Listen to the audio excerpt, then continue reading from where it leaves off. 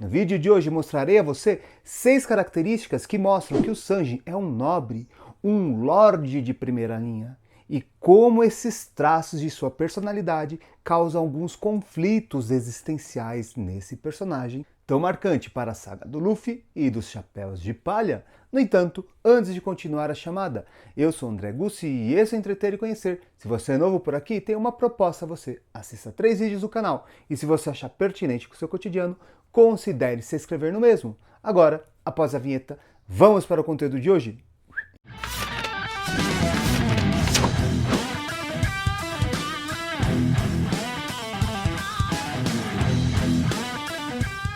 Um dos traços que eu mais gosto nos protagonistas de One Piece é que todos os personagens são dotados de vícios e virtudes, ou seja, eles não são só os mocinhos que são perfeitos em tudo.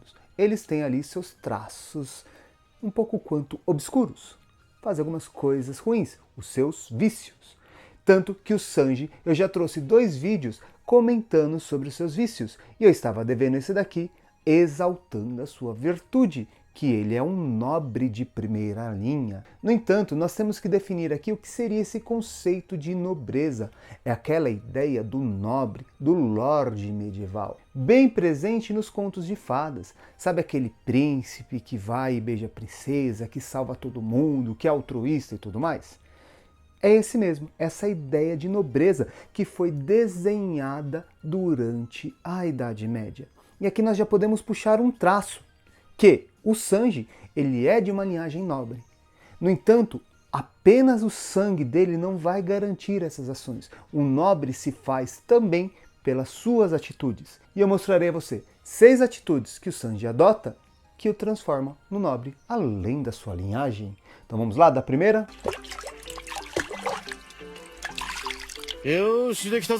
O Sanji, ele é um cavalheiro de primeira linha.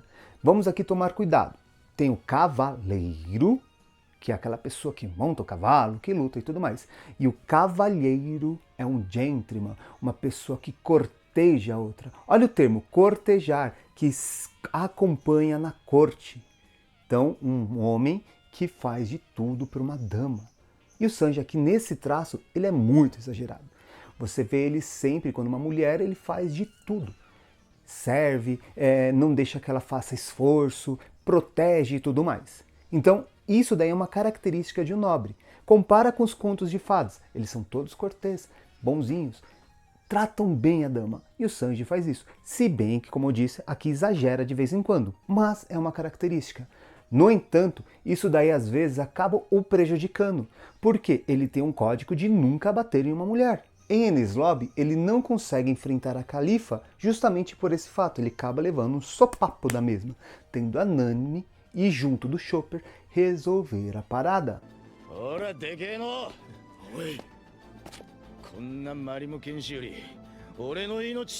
A segunda característica de um código de conduta da nobreza é ser altruísta. É se colocar, se doar para os demais, fazer o bem sem ver a quem. E o Sanji é um prato cheio nessa linha. Ele está sempre servindo aos demais. Basta ver as cenas que ele está sempre cozinhando, servindo as pessoas, levando para todo mundo. Não só para as mulheres, ele serve todo mundo. Ele pergunta às vezes o que as pessoas querem comer. Enfim, ele faz aquele auê. E sendo um dos personagens também que não suporta ver algumas injustiças ou coisas erradas, ele fica ali se corroendo, querendo mexer e movimentar para resolver a situação. E muitas vezes se colocando no lugar da pessoa, como por exemplo lá em Skypiea, no qual ele faz com que a Nami e o Sop saiam do combate com o Enel para ele sofrer as consequências sozinhos, se doando para os seus companheiros.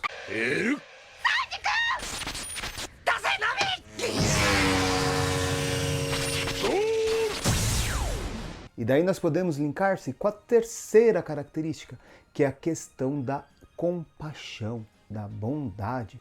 O Sanji, por mais brucutu que ele seja, bravão, estressado, ele tem um coração bom. O grande exemplo disso é que ele não aguenta ver ninguém passando fome.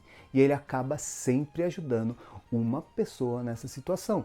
Tudo bem que aí envolve a situação que ele passou quando era criança, junto do Zef e assim vai. No entanto, mesmo assim, muita gente que passa por situações parecidas está nem aí para o outro. Ah, passei, superei, se eu consigo, você consegue. Tem gente que pensa dessa forma. Já o Sanji não. Ele vê uma pessoa com fome, ele vai e ajuda de forma assim, sem pensar duas vezes. Mesmo que ele seja um inimigo muitas vezes. O exemplo do Jin ali no Baratie, logo no início da saga, quando o Sanji está entrando para o grupo. Por quê? Ele é nitidamente um inimigo que pertence à esquadra do Don Krieg e que muito provavelmente, se o Sanji ajudasse o Jin, os seus companheiros iriam querer tomar o Baratie. Mas ele colocou seu princípio na frente e ajudou o mesmo. E lógico, como consequência disso, ele foi lá, encontrou seu chefe, trouxe seus amigos e tentou dominar o Baratie. A sorte deles é que tinha um Luffy ali para brigar com todo mundo e resolver a parada, né?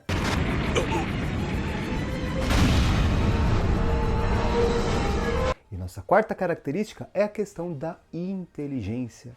Nitidamente, o Sanji se destaca do seu QI para os demais. Ele usa essa questão da inteligência muitas vezes até para o combate. Ele tenta evitá-lo a todo custo, entrando em briga somente se caso extremamente necessário. No vídeo que eu fiz, 7 formas de encarar o desconhecido, no qual eu mostro como que os personagens do bando Chapéu de Palha lidam com situações adversas, eu destaquei que o Sanji ele usa a razão. Isso daí vem desde a sua formação, porque um nobre ele tem que versar de duas coisas, na luta e na leitura. A luta para conseguir defender os mais pobres, os oprimidos, os fracos e tudo mais, e a leitura porque ele vai ser um governante, ele tem que versar disso.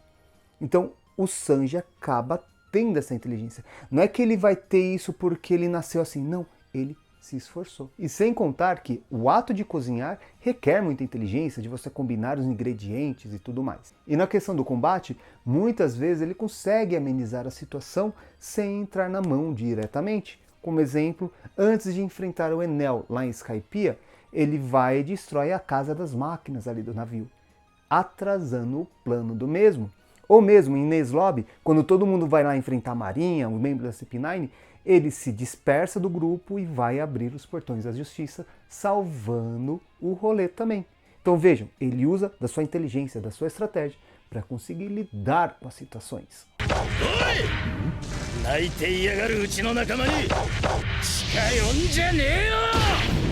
E aqui nós podemos linkar com a quinta característica, que é a bravura e o combate. Como eu disse, o Sanji sempre tenta evitar a briga. Característica de um nobre, inclusive, tentar negociar antes, tomar soluções furtivas. Porém, se não consegue, vamos para a luta. E ele não hesita de cair para porrada também. No caso dele, o chute, né? Mas enfim, não por menos, ele é um dos principais personagens em combate que consegue enfrentar os inimigos ditos como impossíveis de vencer. Que na verdade seria ele, o Zoro, o Luffy e o Jinbei, né, que vamos considerar como parte do grupo também. E também vinculando com as outras características, a maioria das vezes que ele entra no combate também é para proteger alguém que está em perigos. E ainda mais se for uma mulher que estiver envolvida. Tanto que a rixa dele com o Zoro começa por quê? Que a Nami, no início da série, ela era traidora. E o Zoro queria puni-la. E o Sanji não deixou. Ele falou, jamais você vai encostar numa dama e tudo mais, travando uma briga entre os dois. E lógico, essa rixa aí continua a série inteira, né? Que o Zoro chama ele de sobrancelha, e o Sanji responde com cabelo de mato, enfim.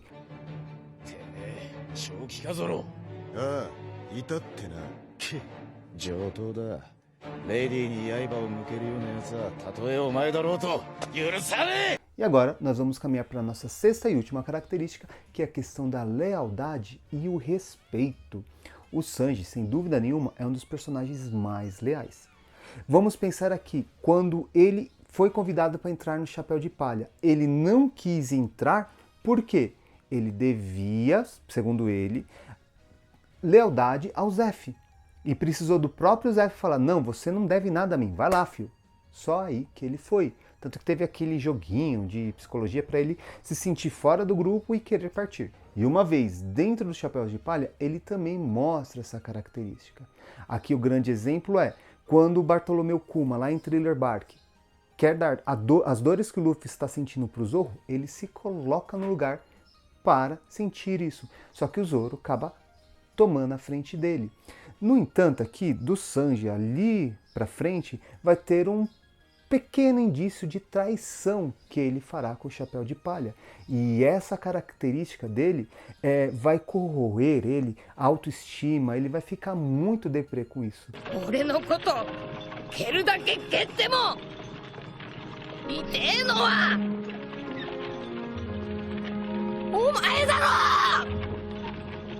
E um ponto que a gente pode salvar um pouquinho o Sanji na questão da lealdade aqui é a questão da busca do sonho. Todo mundo ali está ajudando o Luffy e se ajudando ao mesmo tempo. Só que o Sanji ele quer achar o All Blue. E quem garante a ele que o All Blue está junto do One Piece?